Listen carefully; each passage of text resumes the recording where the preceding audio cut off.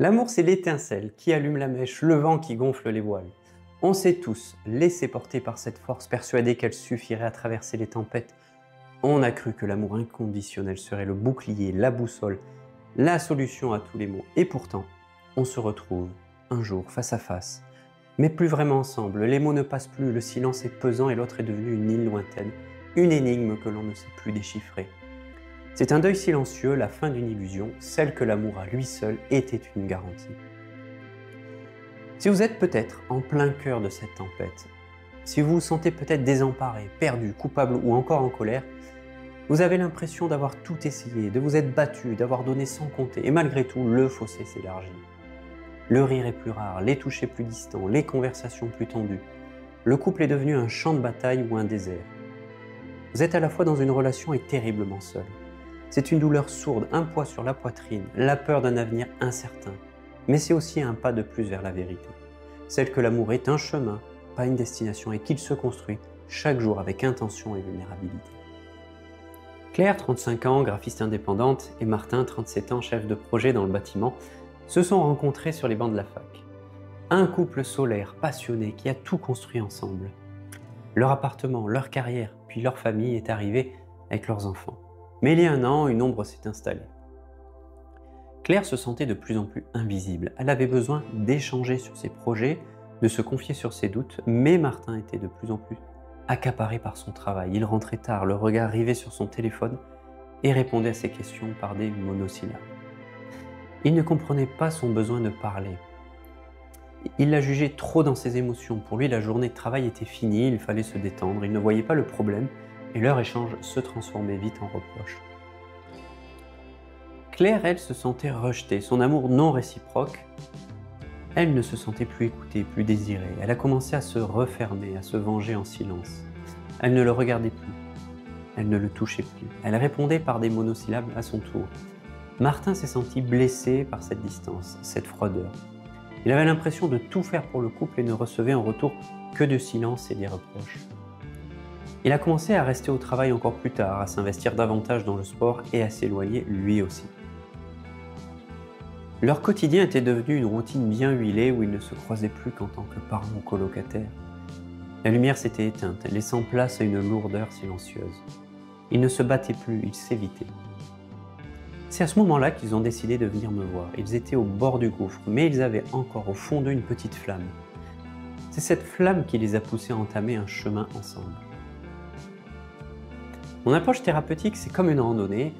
On commence par observer le passé pour mieux comprendre le présent, puis on se met en marche pour construire l'avenir. C'est un chemin qui demande du courage, de la vulnérabilité et de la compassion, pour soi et pour l'autre. La première étape que j'appelle décrypter le passé pour comprendre le présent. Le problème d'un couple est rarement celui que l'on voit en surface. Les disputes sur le linge qui traîne ou sur le téléphone qui accapare l'attention sont souvent les symptômes d'un mal-être beaucoup plus profond. Elles sont le reflet de blessures d'enfance, de schémas de répétition. C'est là qu'on se penche sur le passé. On va chercher ensemble les racines du mal-être. Pour Claire et Martin, les premières séances ont été révélatrices. Claire a raconté son enfance, sa mère, une femme aimante, mais très préoccupée par ses propres angoisses.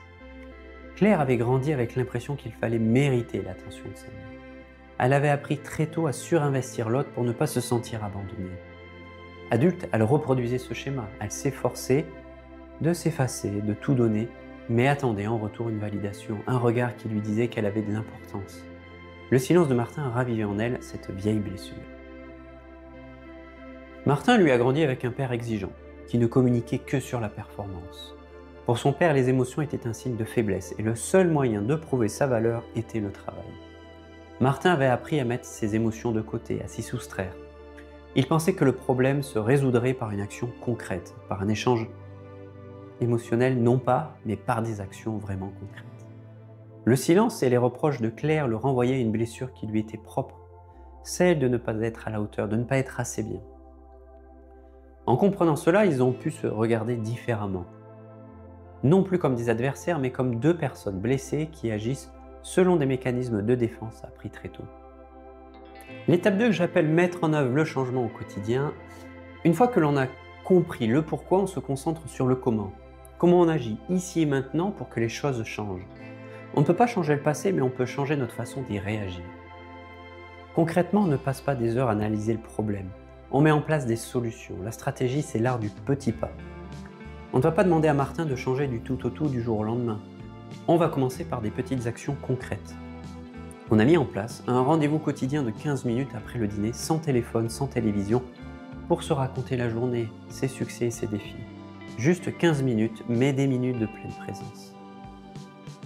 Martin a dû se confronter à ses résistances. Il trouvait ça inutile, une perte de temps. Mais il a joué le jeu. Et pour la première fois, il a écouté Claire lui raconter ses projets, ses peurs et ses réussites.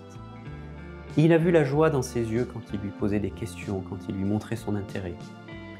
De son côté, Claire a appris à s'exprimer sans reproche. Au lieu de dire « tu ne m'écoutes jamais », elle a appris à dire « j'ai besoin de te parler de ça. Est-ce que tu aurais 15 minutes pour moi ?» Ce petit changement dans la formulation du « tu » TU vers le « je » JE a fait toute la différence. Au début, c'était un exercice, puis c'est devenu un besoin, un rituel. Ils ont redécouvert le plaisir d'être ensemble. Ils ont réalisé que la distance qui s'était installée entre eux n'était pas due à un manque d'amour, mais à un manque de communication et de compréhension de leurs besoins respectifs. L'étape 3 que j'appelle construire un avenir durable et épanouissant, le but n'est pas de rester éternellement dans mon cabinet, mais de donner au couple les outils pour avancer seul. Une fois que la communication est rétablie, que les blessures sont identifiées, il faut consolider les acquis et apprendre à naviguer ensemble.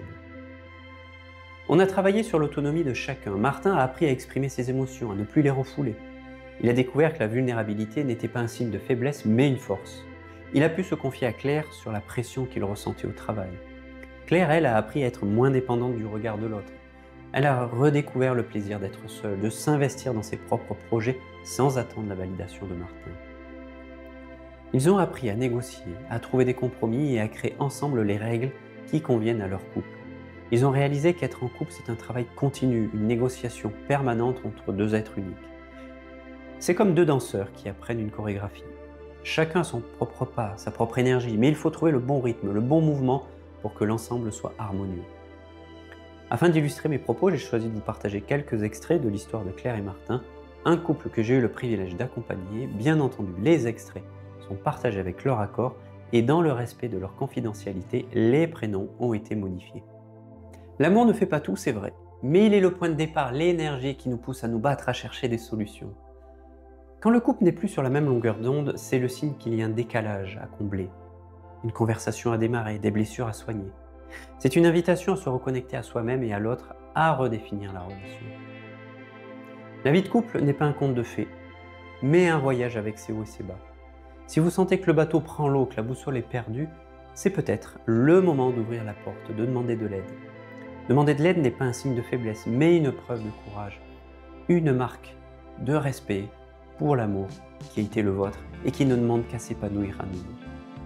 Et si l'histoire de Claire et Martin fait écho en vous, c'est peut-être le moment de faire le premier pas, de vous accorder à vous-même et à votre couple la chance de réapprendre à danser ensemble. C'est pourquoi je vous propose une première consultation offerte de 30 minutes en visio.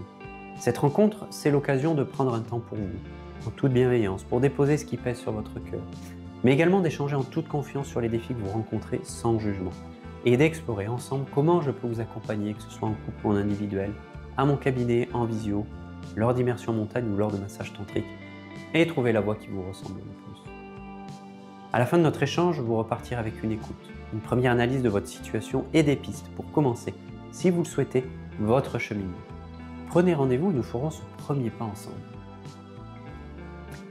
Mais vous hésitez peut-être encore. C'est une réaction tout à fait humaine. On se demande si on est prêt, si c'est le bon moment, si on mérite de s'accorder ce temps. L'envie est là, mais les peurs et les doutes peuvent être si forts qu'ils nous paralysent, nous laissant dans une situation qui ne s'améliore pas. Imaginez que ce que vous portez sur vos épaules depuis si longtemps, ce sac à dos de souffrance et de non-dit, puisse être doucement déposé. N'attendez pas que son poids devienne insupportable. Offrez-vous cette opportunité. Il n'y a pas de moment parfait, il y a juste un premier pas, petit et vulnérable. Je vous propose de le faire avec vous, de vous guider pour déposer ce qui pèse et de vous aider à vous retrouver en toute légèreté.